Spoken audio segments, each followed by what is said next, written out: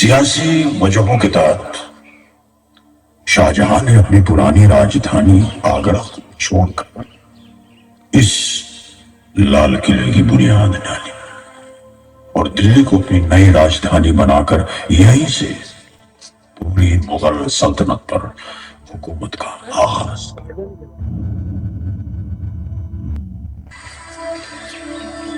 कभी इस लाल किले से गजलों की मिठास, तो कभी शमशीर का जलवा और तोप की गूंज। कभी यहां से पूरे हिंदुस्तान पर राज हुआ, तो कभी उसी हिंदुस्तान के देशभक्तों पर मुकदमा। न जाने कितनी दफा इसे लूटा गया, इस पर खौफनाक हमले हुए। न जाने क्या क्या देखा है इन दीवारों में। और ये लाल किला ही तो है जिसने मुझे, यानी कि वक्त को, ये सब सहने के बावजूद मात दे दी। न सिर्फ पिछले 400 साल से ये यहां बेबाक और निडर खड़ा है, बल्कि आज भी हिंदुस्तान का बुलंद निशान है।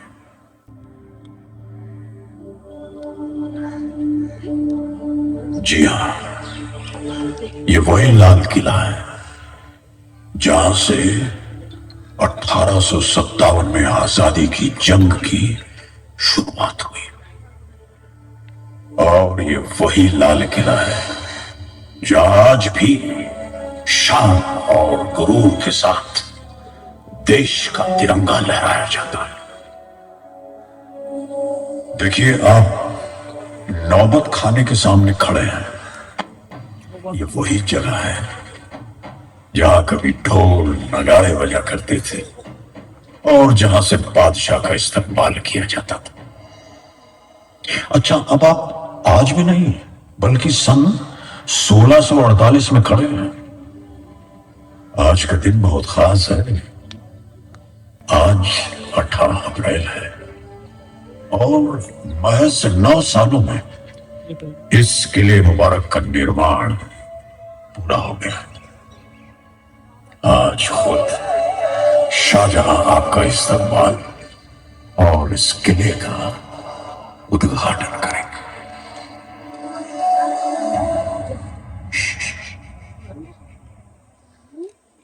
अपनी नजरें जरा नीचे कर लें। शाहजहां की चहेती बेटी, शहजादियों की शहजादी, बताने की तरफ तशरीफ ला रही है।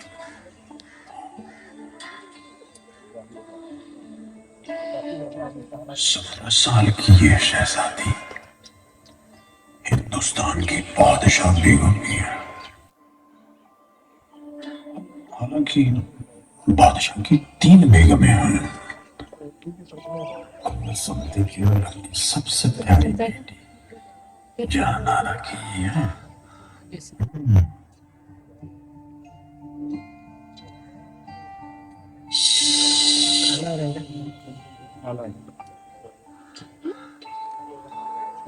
कुछ सुना तुमने? क्या सुनना है बादशाह बेगम? कल कल बहती यमुना की लहरों की आवाज, कितनी सुरीली है इसकी तान। वालिद साहब ने अपनी नई राजधानी के लिए ये जगह चुनी है।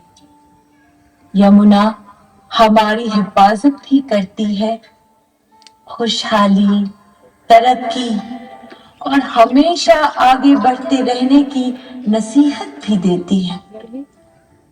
सुनो, गौर से सुनो, यमुना गाती है। जी बादशाह बेगम, सचमुच बहुत सुरीली है ये आवाज, जैसे छेड़ दिया है किसी ने राग दरबारी। नहीं नहीं, ये तो है राग हिंडोल। शहजादी साहिबा, देर हो रही है, हमें चलना चाहिए। बादशाह हुजूर दीवाने आम पहुंचते ही होंगे। हाँ हाँ, तो फिर चलो, जल्दी चलो। आज तक आप शाहजहां से सिर्फ किताबों के पन्नों में मिले होंगे। आज मैं आपसे भी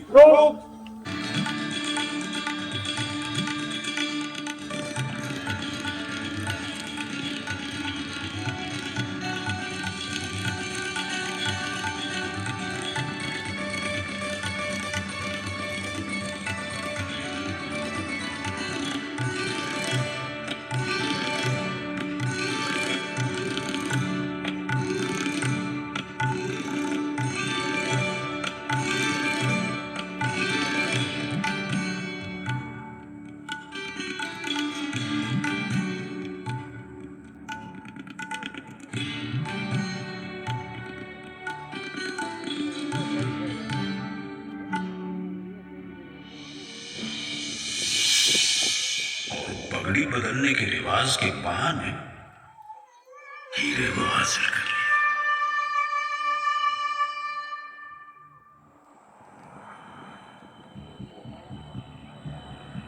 खौफनाक हमलों, लूटपाट और लंबे संघर्ष के बाद कभी शान से खड़ा ये लालट किला अब खोखला हो गया था। 18वीं सदी में मुगल बिखरने लगे थे और सल्तनत कमजोर पड़ती जा रही थी। और अब अफगान के बादशाह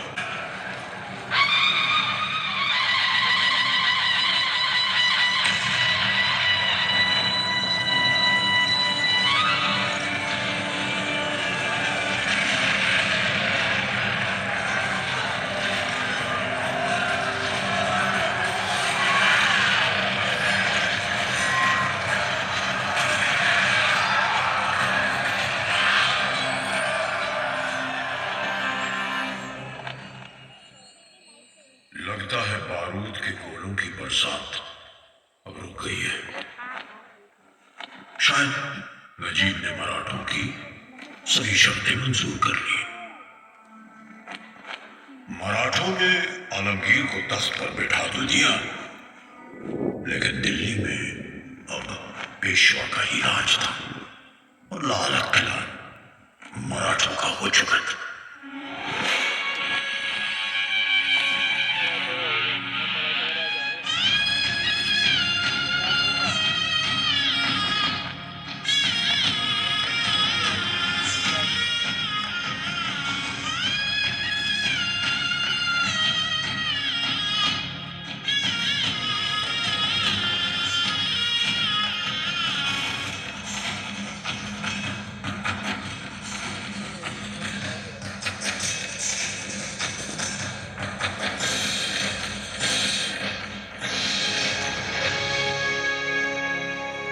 सत्रह सौ 88 से लेकर लगभग 20 सालों तक मराठे दिल्ली में मौजूद रहे,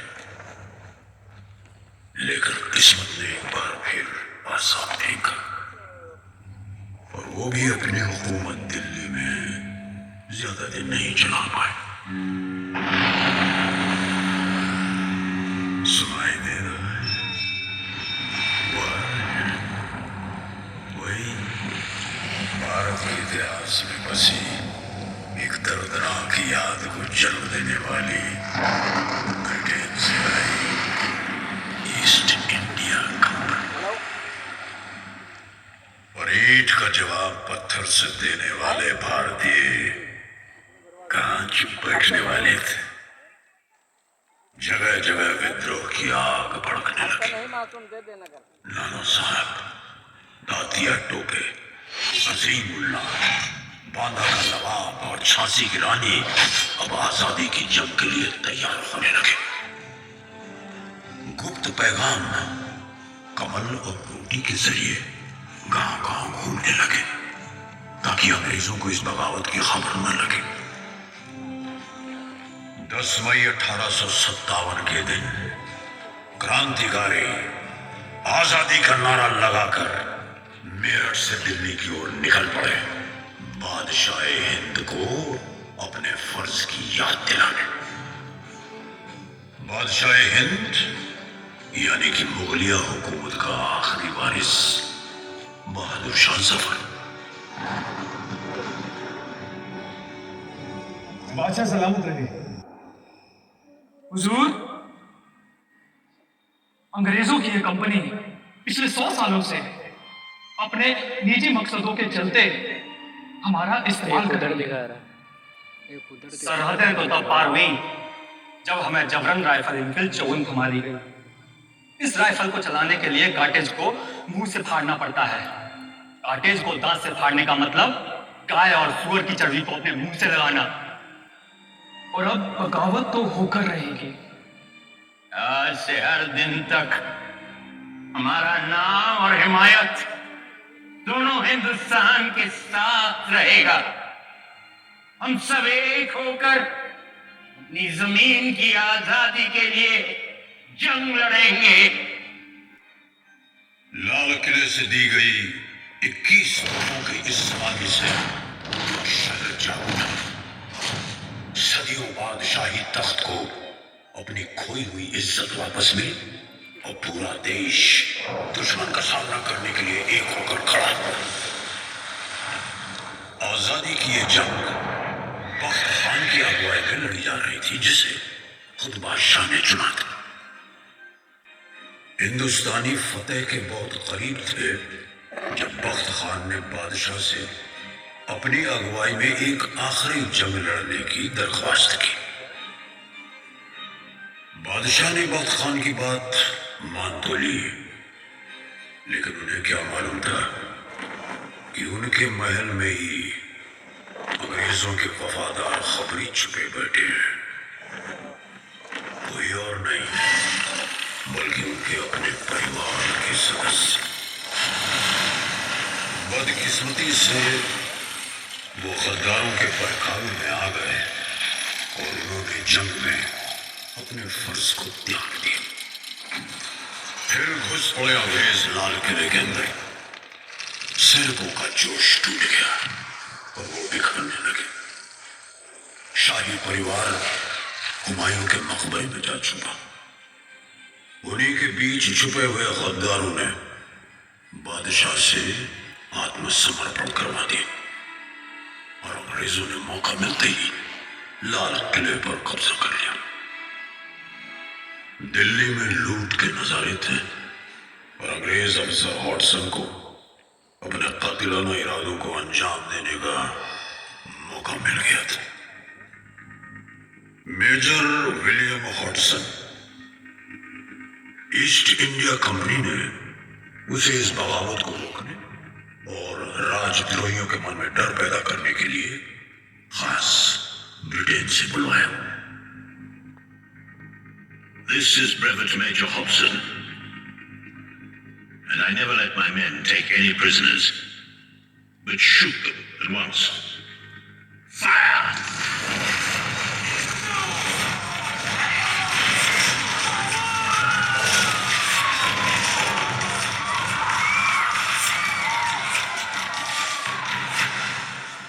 और फिर अंग्रेजों ने लाल किले में चलाया पहला राजद्रोह का मुकदमा।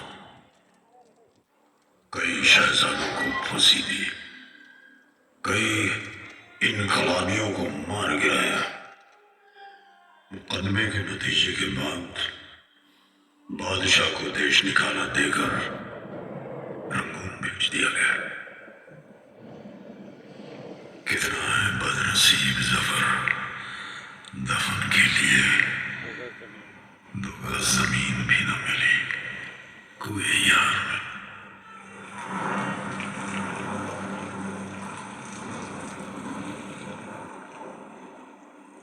अब लाल किले पर अंग्रेजों का कब्जा था। इस 1857 की जंग के बाद ईस्ट इंडिया कंपनी का भी अंत हुआ। हिंदुस्तान अब अंग्रेजों की महारानी के साम्राज्य का हिस्सा बन गया। अंग्रेजों ने लाल किले में बने महलों के शाही खजाने को लूट लिया।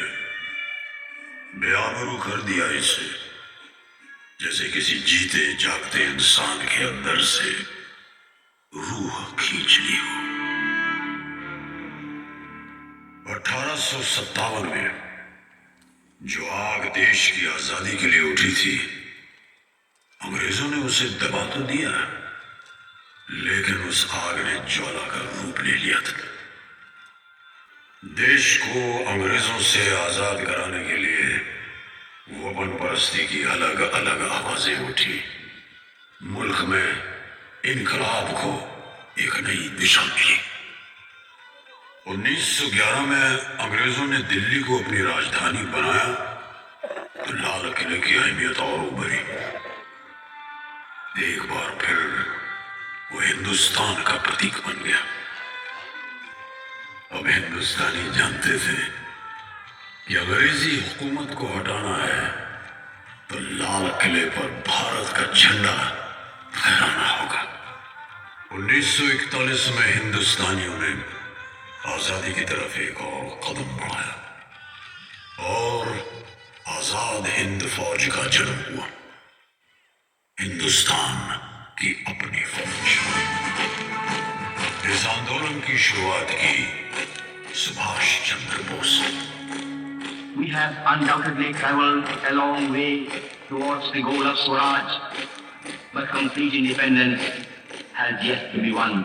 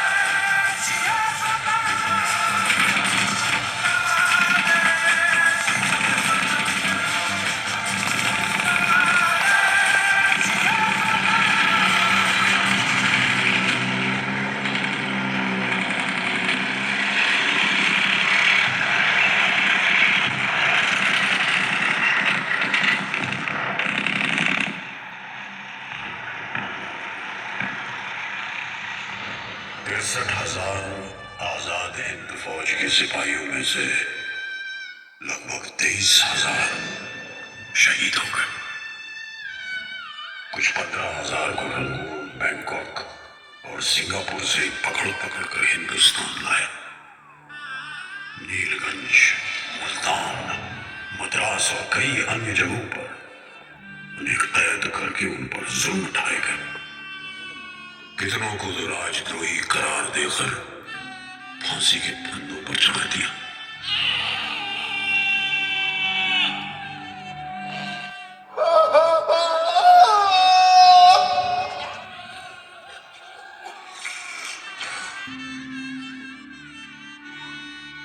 या फिर घटना स्थल पर ही गोली मार दी। यहां बराबर में बसे सलीमगढ़ के किले में हुए जुल्म यहां के इतिहास का एक दर्दनाक हिस्सा है। नवंबर 1945 में आजाद हिंद फौज पर पहला मुकदमा इसी लाल किले में चलाया गया।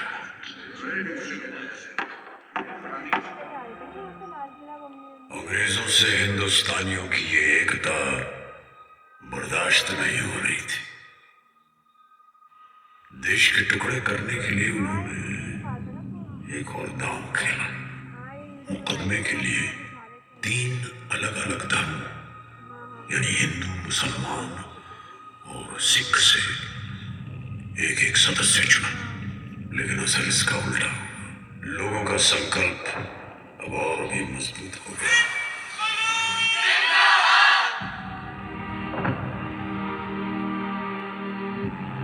पूरा देश इन तीनों जवानों के हक में उठ खड़ा हुआ।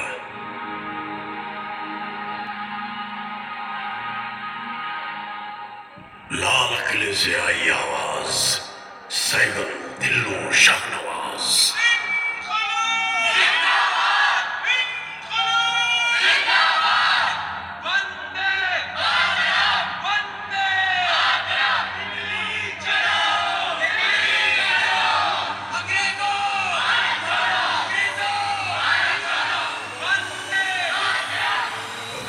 सपना साकार हुआ, भारत देश आजाद हुआ।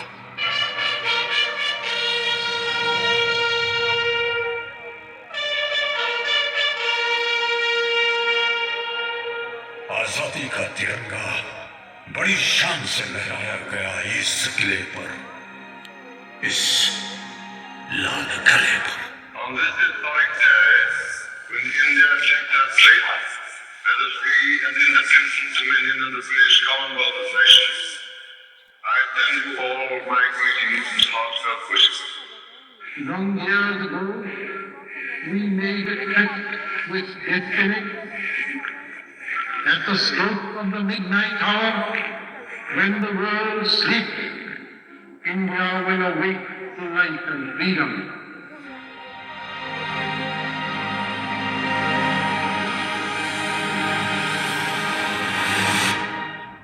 इस अमृत काल में एक एक दिन, समय का प्रत्येक क्षण, जीवन का प्रत्येक कण मातृभूमि के लिए जीना, तभी 75 साल तक देश को यहां तक पहुंचाने में जिन जिन लोगों ने योगदान किया, उनका पुण्य स्मरण हमें काम आएगा।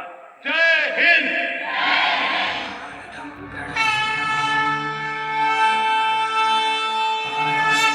मोदी को कैसे मिस कर सकते? भारतं प्रणमाम्यहम्।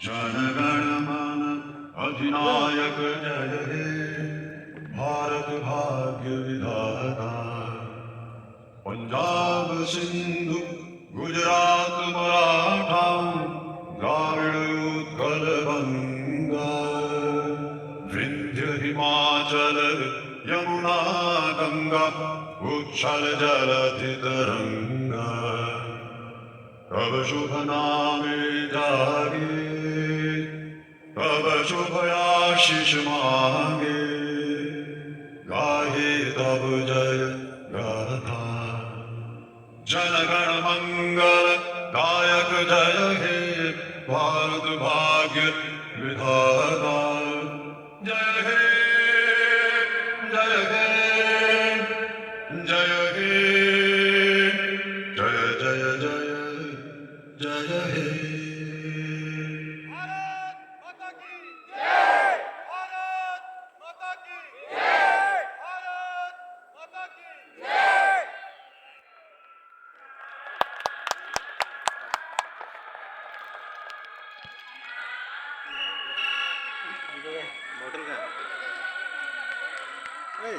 बॉटल का